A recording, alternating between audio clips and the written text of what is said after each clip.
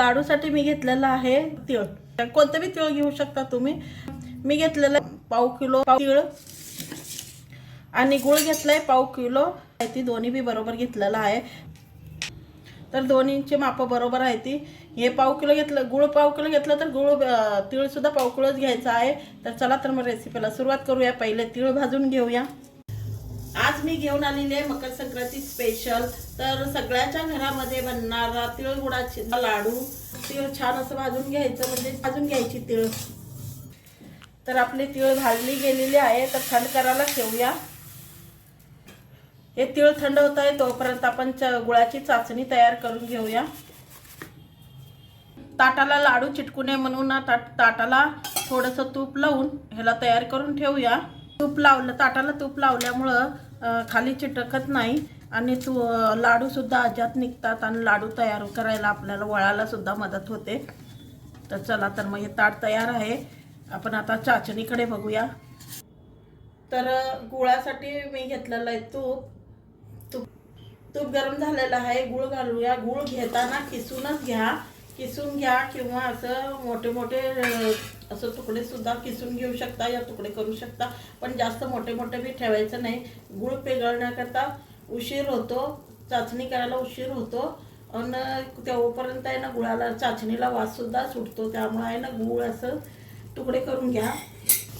सारखं हलवत राहूनच चाचणी तयार करायची आहे. अशावर जर सोडलं तर मग गुळ पुरा घट्ट होऊन बसतो.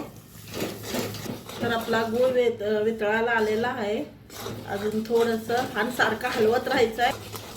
गुळ पुरं वितळलेलं आहे आणि एक उकळी सुद्धा आलेली आहे. छान असं वितळलं गेलंय गुळ.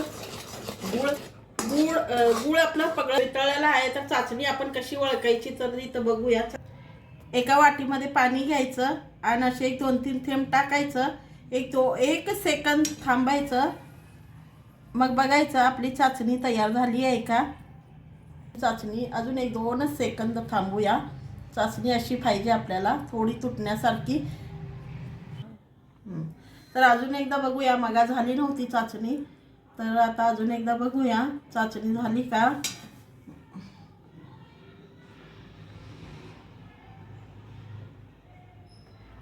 चाचणी झालेली आहे आपली. आणि कसं ओळखायचं आणि असं घेऊन असा आवाज येत आहे का बघायचं. झालेली आहे आपली चाचणी. छोटंसं सिक्रेट तुम्हाला दाखवते. एक खायचा सोडा आहे. तर 1-2 चिपटी आपल्याला ह्याच्यात घालून घ्यायचं आहे. छान असं मिक्स करून घ्यायचं, म्हणजे लाडू आपले कडक होत नाहीत, मुलायम सॉफ्ट असे होतात. आता घालूया तीळ. सर्व मिक्स करून घेऊया. गॅस बारीकच ठेवायचा आहे. हे सगळं मिक्स करून घेऊया. आता ह्याचे गरमागरम लाडू वळायला घेऊया. आपलं झालेलं आहे मिक्स चांगलं. छान असं झालेलं आहे मिक्स. आता लाडू वळायला घेऊया. गॅस बंद केलेला आहे. तर चला तर मग आता लाडू करूया. आपण ह्या चमच्याच्या असं घालून घ्यायचं, म्हणजे आपल्याला लाडूचे माप सुद्धा समजतात. आणि तोपर्यंत आपण हे सगळं असं करून ठेवलं म्हणजे साईज बी माहीत पडतं आणि लाडू बांधायला बी सोपं जातं. असं छान असे गोल गोल गोल गोल करून घ्यायचे. पटपट पटपट होतात. गरम होतात. गरम लागतंय पण गरमागरमध्येच बांधावं लागतंय. हे बघा, पटपट पटपट बांधून घ्यायचं एक होईपर्यंत. चटके बसा. हे बघा, असं छान असं वळले जातात लाडू. तर पाण्याचा हात न लावता शायनिंग छान येते. तर आता थंडी खूप आहे ना, त्यामुळं जरा आपण लक्ष ठेवायचं आहे. गरमागरममध्येच वळून घ्यायचे आहेत लाडू. हे बघा. चला तर मग आता पटापट लाडू वळून घेऊया. गरम चटके बसत आहेत.